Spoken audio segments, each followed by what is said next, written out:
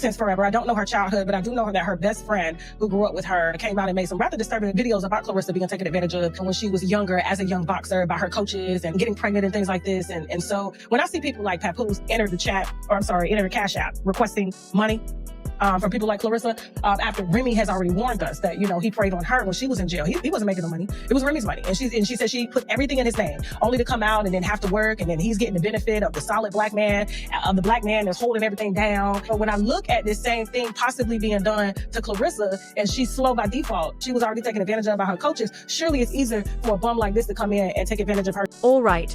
So Claressa's out here going hard for her man loud and proud after folks been dragging him like crazy, saying he's just using her.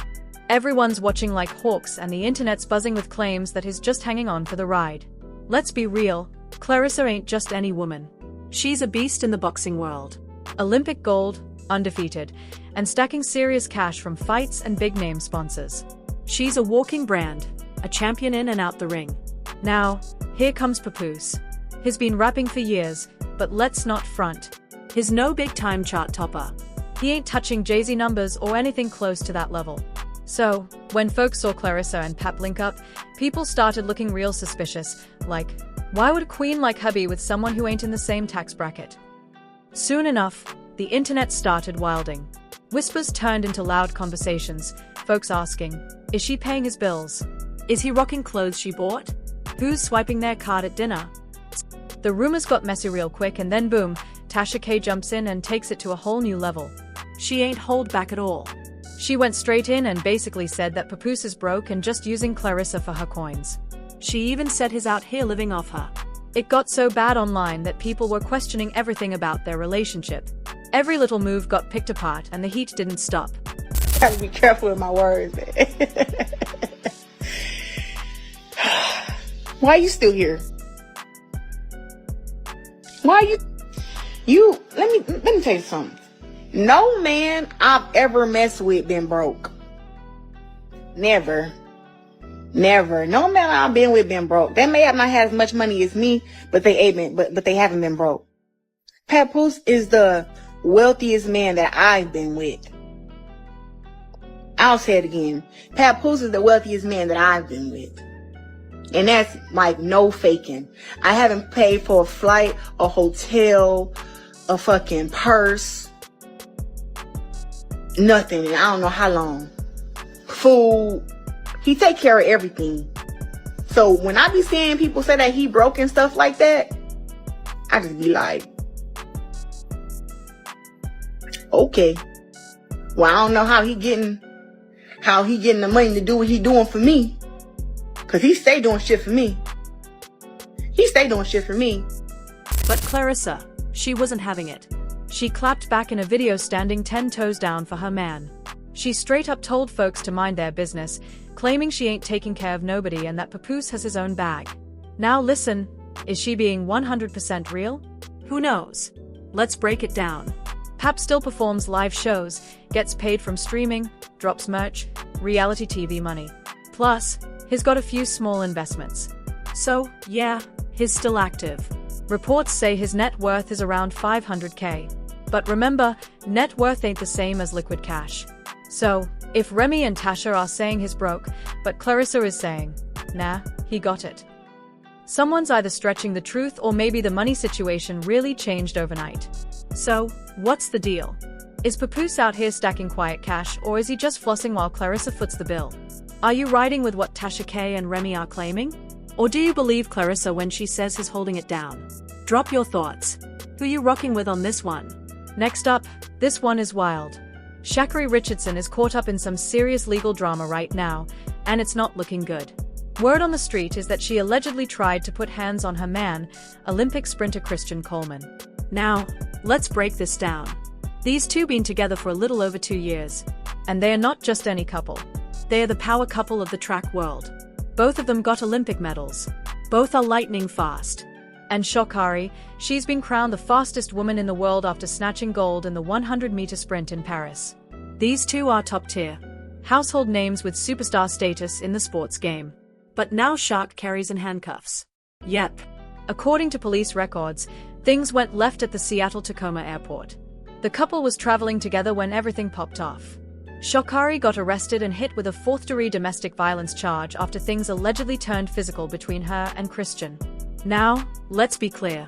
Fourth-degree domestic violence in Washington isn't the most serious level of assault, but it's still a criminal charge, especially when you're repping Team USA on the global stage. So, what went down? Here's what the police say happened.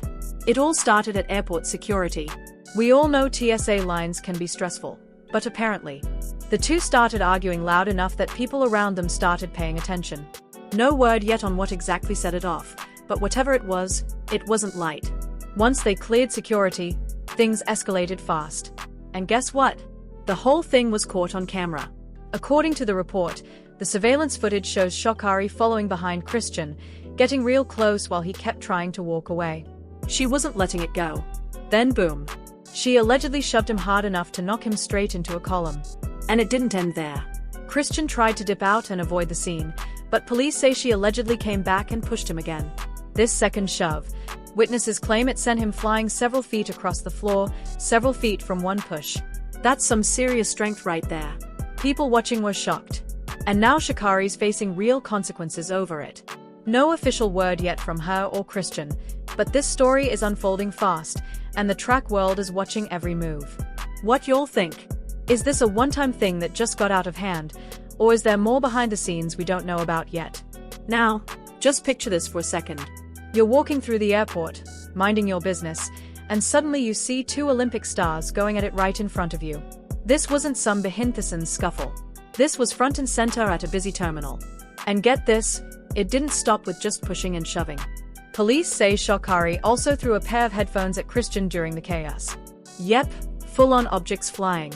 All of it allegedly captured by airport security cameras with tons of witnesses around.